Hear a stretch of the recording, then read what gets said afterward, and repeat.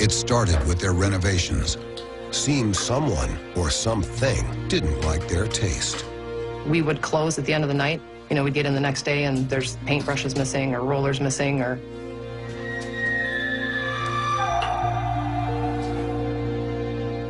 The art that we bought came with glass in them, so we decided to put them behind the counters and bolted them to the wall with the wiring to the frame, like secured them to the wall. The first plate glass picture had fallen off the wall and was down on the ground and the glass was busted everywhere.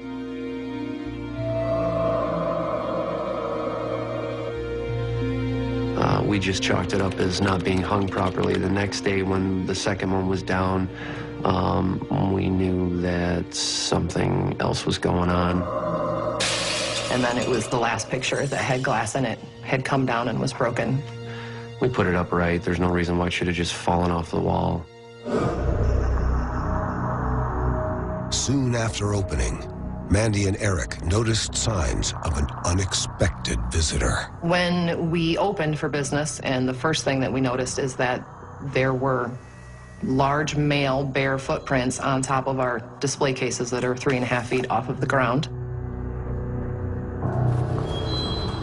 I was trying to rack my brain who would have been walking around barefoot on the floor, which would have been more reasonable than on top of the counter. And then their employees started acting strangely. The boy employees just were terrified to come into the basement.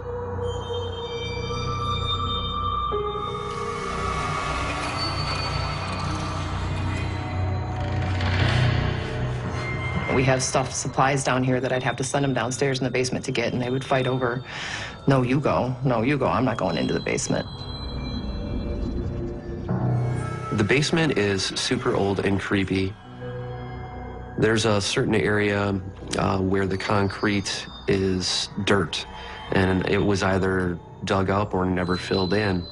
And we found that to be very unusual and wondered what's buried there. You know, the first time I saw the hole in the floor, I just was trying to figure out why you would pour concrete everywhere else in this basement except for that one space and what was particularly special about that one spot. Mandy and Eric discovered that they weren't the first to feel a male entity in their midst. They learned he even had a nickname. Actually, one of my neighbors used to work in the space. She came in and we had metal ladders leaned up against the front door to the basement. And she said, you need to be careful because there's plate glass in that door. And I said, no, it's just wood, it's just painted. And she said, no, we painted over the glass because Lloyd used to stare through the window, standing on the stairs and peer through that window. And it was directly behind the counter where all the employees sat. So she said, we just painted the windows because it was freaking us out looking over there and seeing him standing there. It made me a little creeped out knowing that he was here.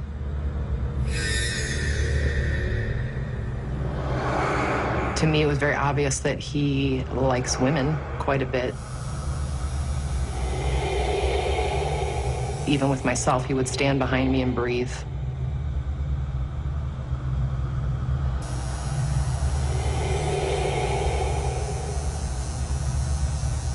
Even with me sitting in my chair, you could just feel him behind me.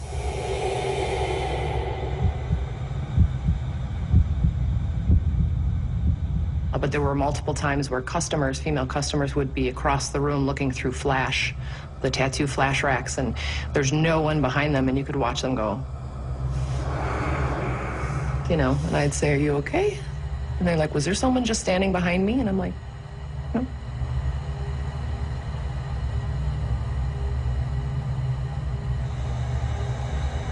The racks would just open one leaf at a time, very, very slowly, all by themselves, until a particular sheet of flash was shown which had a bunch of angels on them. Usually it was a female client would turn around in a panic and look at us, and we'd smile and wave and nod, and yeah, I see it too. But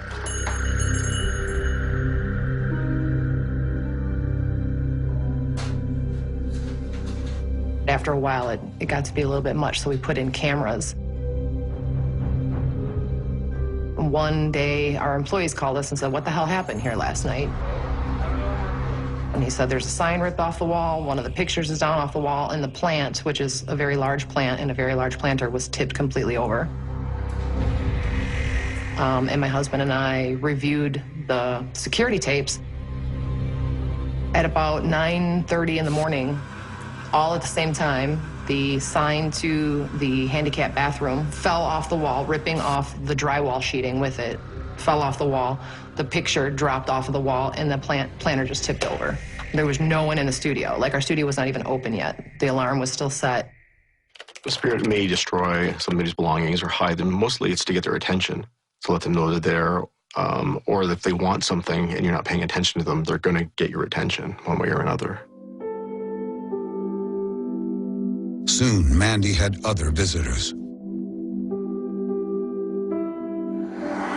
There is a little girl in here, a little girl spirit. The first couple times I saw her, she was just very playful. She would hide between the couches. She would play all over the studio.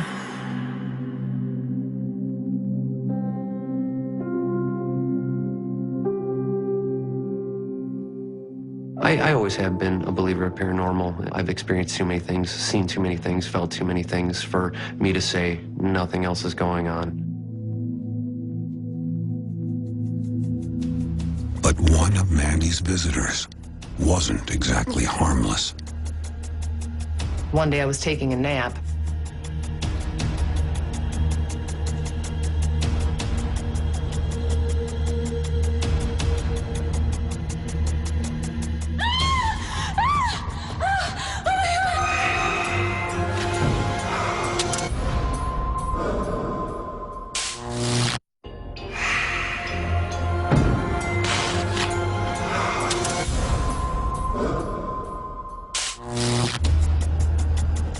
Mandy Lynn's new tattoo parlor was full of unexplained activity. Strange presences, ghosts, and falling objects. But no one had been physically attacked. Yet. And as I was sleeping, I could feel that I was being pulled by my feet down across the couch. And when I opened my eyes, I realized that there was no one there. There's just no one there, but I could feel myself being pulled down the couch. And that's when I freaked out. And my husband came flying into the room, and he's like, "What the hell is wrong?" And I'm like, "That thing just dragged me down the couch." And he's like, "Are you okay?" And I said, "Yes." "Are you hurt?" "No," but a little freaked out that the thing can actually move me. The attack prompts Mandy and Eric to bring in paranormal investigator Bob Jensen. So we came in here looking to see if we had any real high EMFs. We also used the audio recorders, digital recorders, to see what kind of audio we would be able to pick up down here. With different pictures that we took, most of them came up on the full color spectrum camera, that we had anomalies that would pop up. We had a couple that showed up near a floodlight. There was actually a figure standing there. The pictures themselves were captured at the far end of the basement. Seeing the sheer size of Lloyd was very unnerving. I very much get the feeling that he's a sexual predator, and then to see him in that form made me very, very uncomfortable. It definitely has a male physique to it, and there was a series of photographs. It looks like he's standing, and then the next picture looks like he's going into a crouching position. A couple more photos, it looks like he was sitting on almost like a crate or a box. It's creepy as hell. I mean, this was like a more primal form, just a male shape, but very large, very powerful shape. They also caught a voice on tape. On the audio recordings, one was a little girl's voice. The little girl's voice was warning us. She said, "Be careful, he's coming." Be careful, he's coming. She kept saying, "Be careful." Bob researched the history of the building and discovered a chilling story. There were claims that there might have been different crimes that were committed at this particular property. But the crimes against women that might be tied in with this particular location definitely goes back to the 19-teens and to maybe up until the 1930s or 1940s. For sure, finding out the history and that there was possible rape and killing down here made a lot of sense, because there's one particular spot in the basement that it's very hard for women to be near without feeling very uncomfortable. And when you ask every single one of them kind of what do you feel, and they feel like victimized sexually.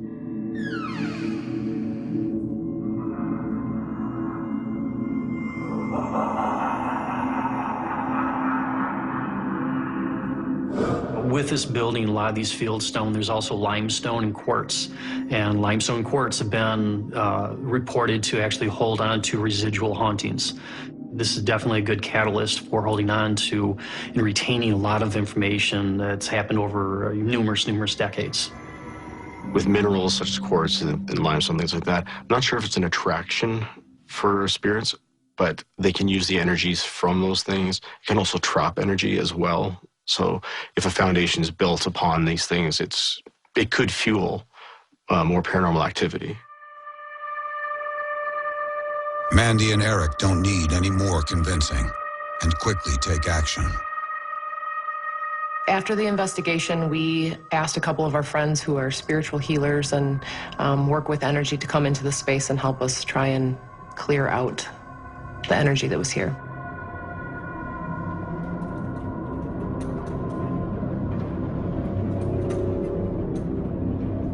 We had a couple people come in that used sage sticks and smudge sticks and just asked the entities that if there was something that they needed or if there was some help that we could give them to move to another place.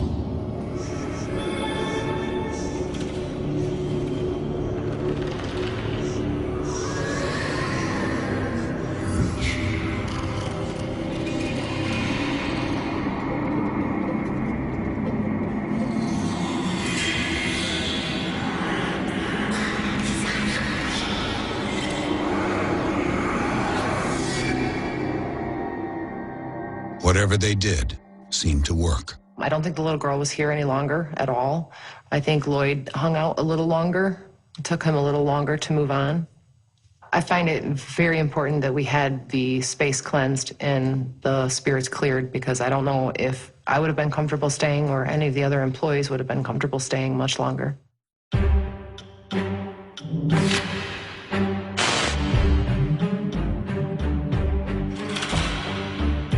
Not all spirits are evil like Lloyd, but even the nicer ones can turn malevolent when the living try to take what's theirs.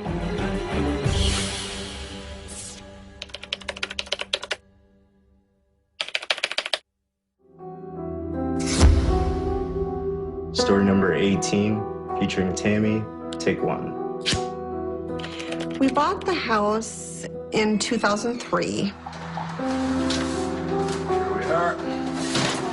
The feeling we got when we went in, it was just a positive feeling in the beginning. We just kind of knew that that was the place to be. All right, let's get to work. It was a small community. We knew we were going to try and have a child. Yeah, looks great. But Tammy's rosy outlook quickly starts to pale. Probably about a week after we moved in, and my husband was alone in the house for the first time.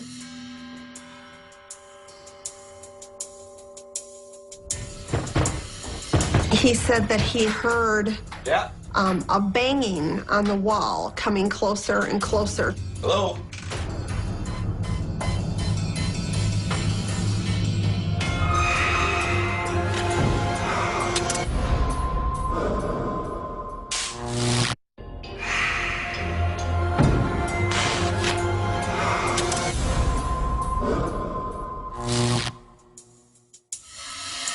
Tammy Northcutt and her husband Jerry had recently moved into a new home. Within the first week, they were hearing strange noises. He said that he heard a banging on the wall coming closer. There was nothing there. Next, it was Tammy's turn to start hearing things.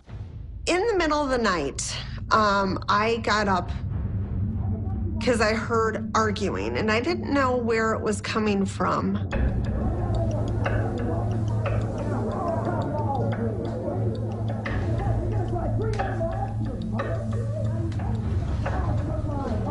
But we've got a vent that's in our living room, a heater vent. And you could tell that it was coming up from there.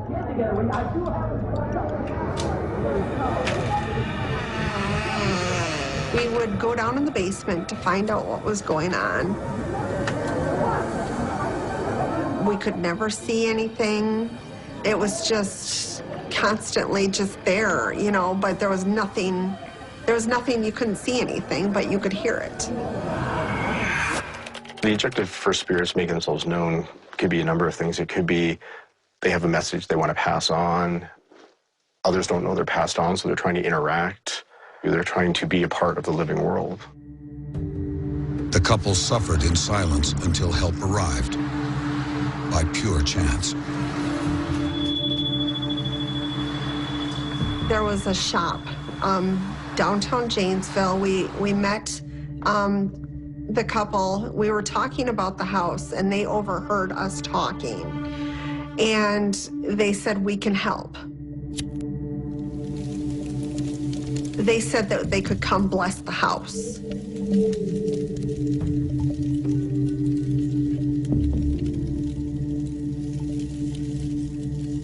They blessed the house, and the things stopped for a while. The house seemed to settle down.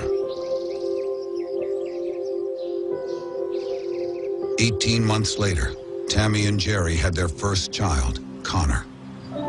As soon as my son was born, it started up again, the knocking.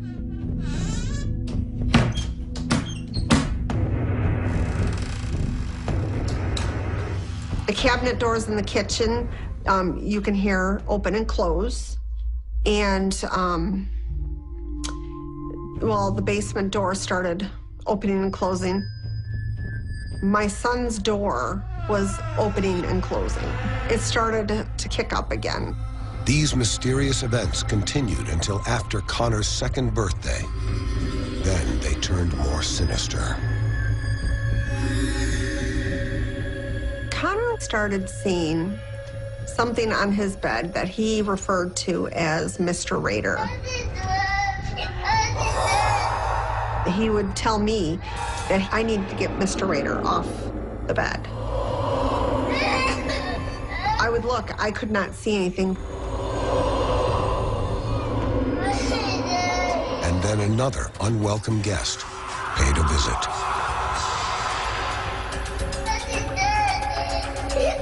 An old woman who would shake his bed in the middle of the night. That's when he would come running to our room about 2 a.m. It got to the point where he just refused to go into the room. My husband's mother had passed away before Connor was born, but we do have a picture of her, and he kept on looking at her picture, and he asked me to tell her to stop waking him up in the middle of the night.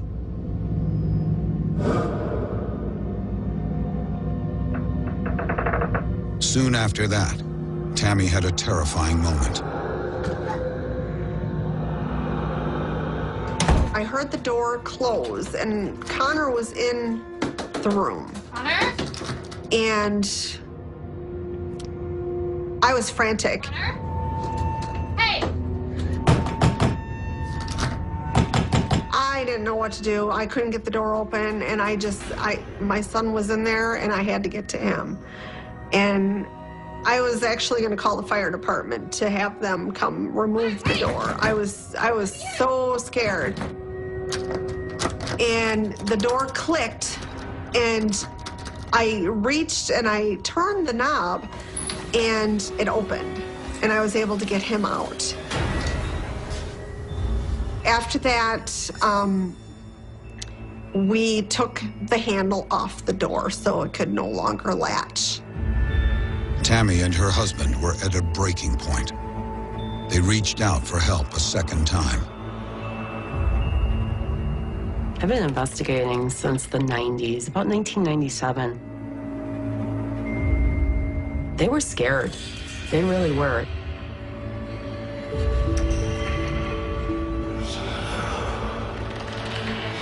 Our first investigation there probably produced the most evidence out of any single one investigation we've ever done anywhere.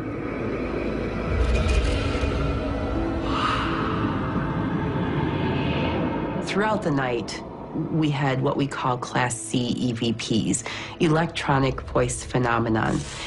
But there were some times that we got what we call Class A EVPs, where we could hear exactly what it was saying.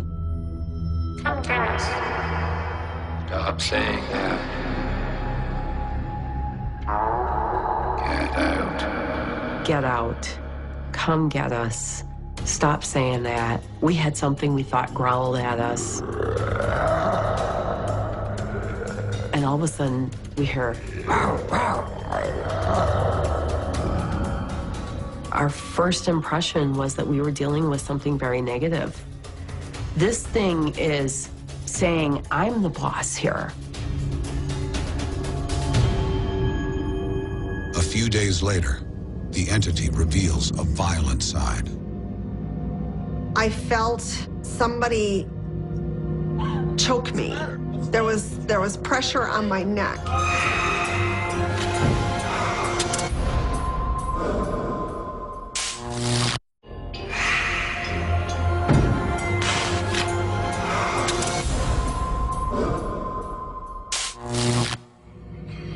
Tammy Northcutt and her husband sensed an evil force in their home. Their son, Connor, was being traumatized, and Tammy herself had felt attacked by some entity. I felt somebody choke me. There was pressure on my neck, and it felt like there was hands around my neck, like I was being strangled. Baby, hey! And it was almost like I was being pushed into the bed, but, and then I felt like a release and I was able to sit up. But it was awful. It was an awful feeling. Tammy asked the paranormal group to come back. This time they brought Paul, their most gifted psychic. He came over and he was getting messages already from before he even got to our house. The first thing Paul picked up was that the house had once been a seedy drinking den. He's talking about this place being, where there's drunk people, and he makes the sound of one guy that just continually goes, "Arr, arr, arr." And I about fell off my stool when he did that, because it sounded just like what we heard. Our biggest question was, who was saying, "Come get us," and who told us to get out? I was telling him about where Connor was seeing Mr. Rader. I showed him the room. And he told us it wasn't Mr. Rader, it was Mr. Reader. And in the 1930s, there was like a traveler's lodge that sat where our house is now. He said Mr. Reader owned the hotel. And Paul's theory is that Mr. Reader is hanging out in the master bedroom area. And he's not a very nice guy. And he's probably the one that told us to get out. Finally, they could put a name to this sinister spirit.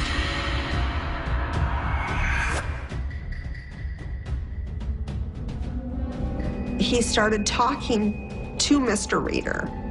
As he was explaining to Mr. Reader that this is a different time, women are equal, the light started to brighten up in the room. And it felt lighter in the room. And now I don't have that negative feeling anymore. That's gone. Paul had cleansed the house of the malevolent spirit, but still had some questions. He asked Jerry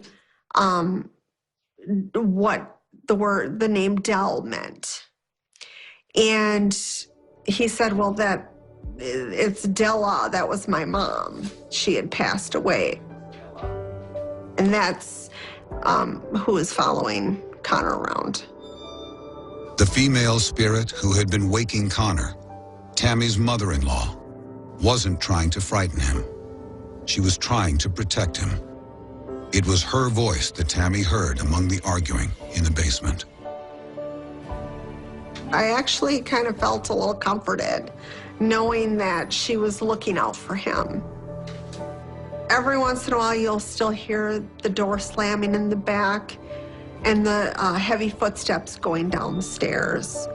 But knowing what I know now because of Paul, I do feel better.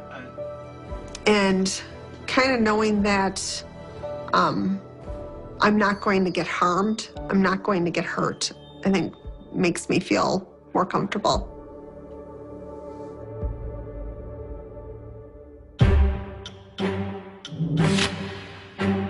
Sometimes ghosts may haunt the living out of vengeance, perhaps due to tragedy, a life cut short. These vindictive spirits can harbor ill intentions, even when their victims are the innocent.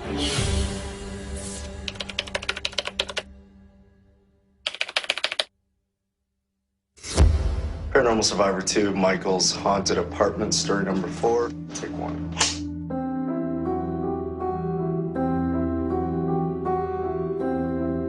It was 2005, and a couple friends of mine, longtime friends, bought a building that had had a fire, and they decided to renovate it. After his friends finished renovating, they offered to rent Michael one of the apartments.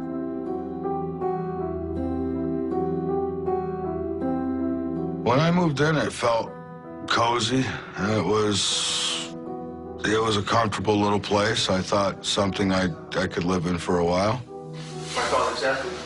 Look around. I actually had my stepson who was living with me at the time. My kids would come over on the weekends. So it was a small apartment, but that was it, just him and I. Michael's initial cozy feeling would quickly fade.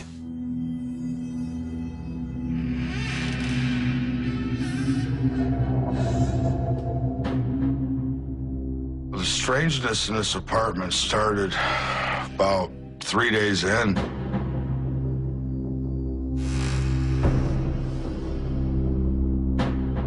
We started hearing the cabinet doors in the kitchen.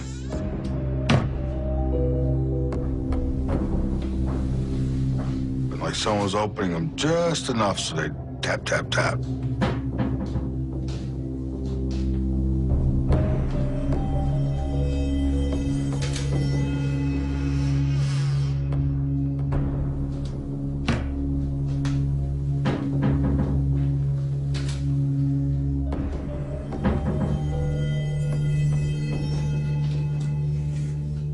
So went in to check it out, could never find out what was going on.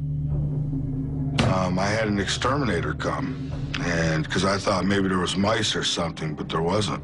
So I had no explanation for it at that point.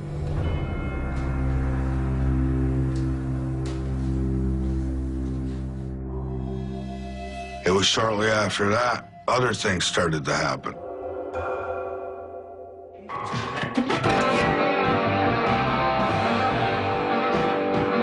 The stereo would blast on at 3:20 in the morning, every single morning, and it would be full blast. I thought maybe my son was goofing around with me and turning it on. Teacher. But then with everything else that was going on, I started to believe him that he wasn't. The electric would go on and off. It would flicker. And just weird things we'd hear banging on the wall. And just there was no reason for it. I was the only apartment on that end, so nobody could bang on the walls. So we started to figure out that something strange was going on. There was 3 different times that I would try to look up the history of this building to find out what might have happened. And And every time I would type in to start looking, my computer would drop off. Nothing else would die, all the rest of the power stood on, just the computer would go off. It was a brand new computer. I brought it into the service guy 3 different times. He finally yelled at me and told me don't come back, because there was nothing wrong with it. Something in the building did not want Michael to know its secrets.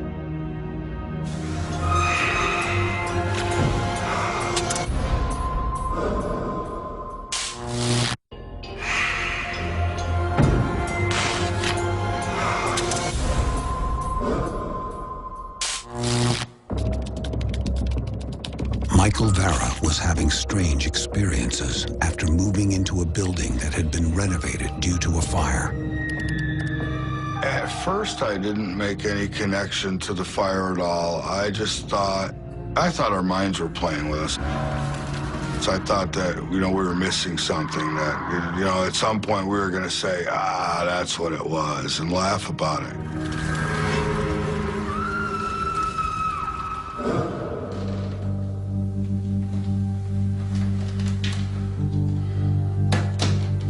I had rented a movie, and in this movie, in the end, there was extras, and it showed how to do EVPs. So we thought, well, let's try it. EVP, or electronic voice phenomena, are believed to pick up sounds from the spirit world.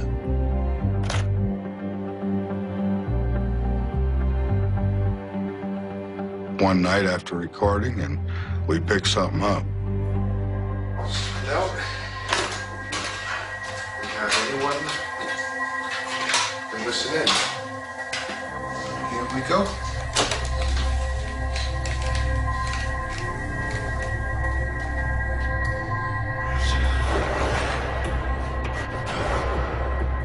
What we got first was like growling. We'd hear growling on it, like kind of like demonic type growls. And my son at one point said, "Go to the light, go to the light,"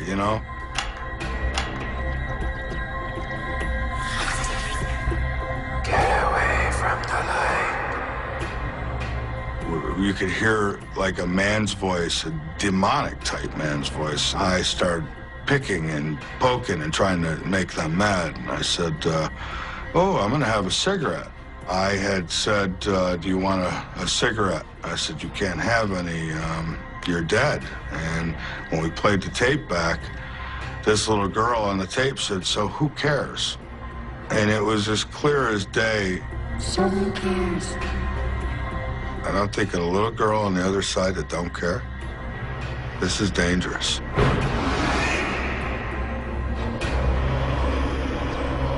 My hair just stuck up on end. I couldn't believe it. I said, wow, this is real.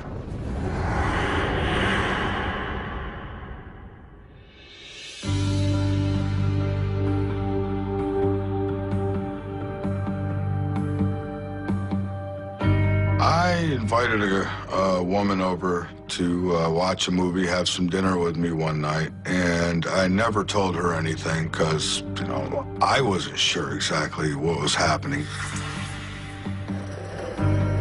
And a picture of my kids, it came off and it flew across the room and then slammed against the radiator.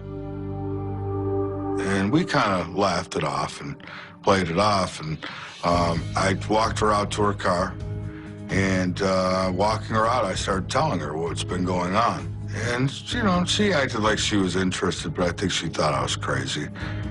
And when I walked back into the apartment, a horseshoe came off the wall that I had screwed into the plastered wall.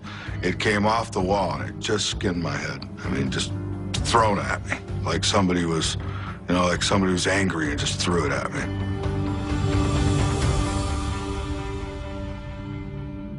At this point, I'm not feeling too good about the apartment at all. I'm now worried about my kids' safety. When all the kids were over, I had 4 kids, so there was times when they would be camping out in the living room floor. And that's where you may come in. If you drive a tank, APC, or other heavy-wheeling vehicle across the tracks and other than prepared crossings, you may be knocking the rails out of a ring. Happens in part of the trains. Whatever you do, station between the heavy vehicles and railroad tracks only at repairing crossings. And there's a few times that they would hear like banging on the floor around them. And, you know, I didn't know what to tell them. That makes it hard with trains. So we started all sleeping together, camping out on the living room floor together. Repairing crossings. And my stepson walks in the room and he says, "Dad, do you see this?" Because I heard a lot of clicking, but I didn't pay attention to it.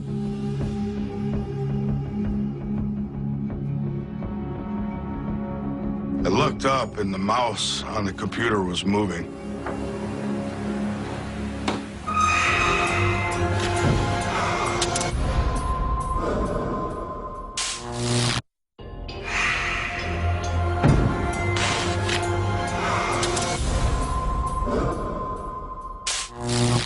Michael Vara and his son had discovered a paranormal entity in his apartment. And it was gaining strength. I looked up and the mouse on the computer was moving and it was clicking stuff. And we just sat there with our jaws dropped. We couldn't believe what we were seeing. Was the home finally ready to give up its secrets? Spirits being made up of energy can manipulate electronics quite easily. A computer is no different. I've done 2 cases where it has happened. I also worked in another case where things were actually typed out on the computer. And sure enough, there was a picture of the newspaper. The building was, you know, burnt up, and the fire trucks in front of it, and there was a little story on it. Talked about how the fire started and how the smoke poured through the building, and that there was 2 deaths in the building. There was a little girl and her father who lived in my apartment, and when the fire broke out, the little girl hid in my closet. But she hid in there. The father apparently died in the hallway. She died in the closet of the building. At that point, the computer went out again. I felt very uneasy when I read that. It seemed like they were getting more comfortable with us, and they were doing, you know, more and more was happening as we went along. I don't care what you want. I want you gone. I started to provoke them. I would just say horrible things to them, like, you know, "You're dead. You don't belong here. Your life's over. Get out of my apartment. I'm going to call somebody in here. We're going to get you, and you're going to go." I threatened to get a priest in there. I threatened to bless the place and all these things. And every time I did that, the lamp would get real bright. I mean, almost where you're waiting for the bulb to blow up. I mean, that's how bright it would get. Then it would go back down dim again. And so I could tell I was starting to touch some nerves somewhere. Michael's threats had no effect. This letter A that formed on the wall was in a ball of light, like a spotlight. And in the middle was a dark, shadowy A on there. It turns out the little girl that lived there, her name was Angela. People who die suddenly and tragically often don't necessarily realize that they've passed on. Therefore, they're going to go back to the place that's most familiar to them. I had goosebumps all over my body, and it scared the hell out of me. The last straw came almost 2 months in this apartment.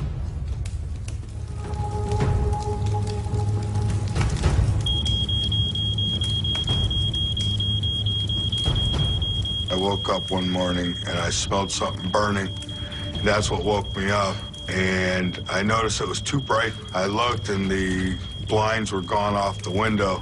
I sat up and looked, and clear across the room, these blinds were laying on my electric heater melting.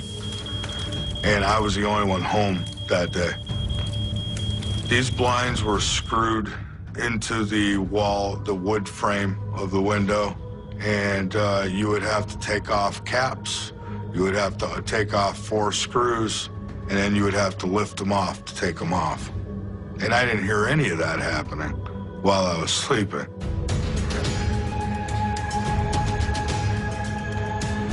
I started packing. I said, that's it. That was the end of it. I packed up that day. I packed up quick and left.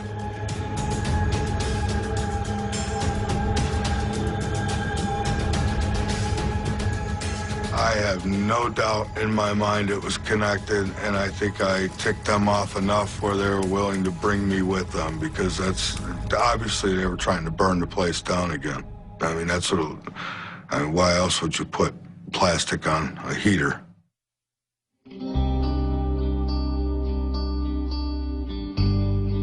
After that, my friend Frank, who owned the building, he decided he would move in. He would take my apartment. He lasted there about a month. And then a month later, the building was up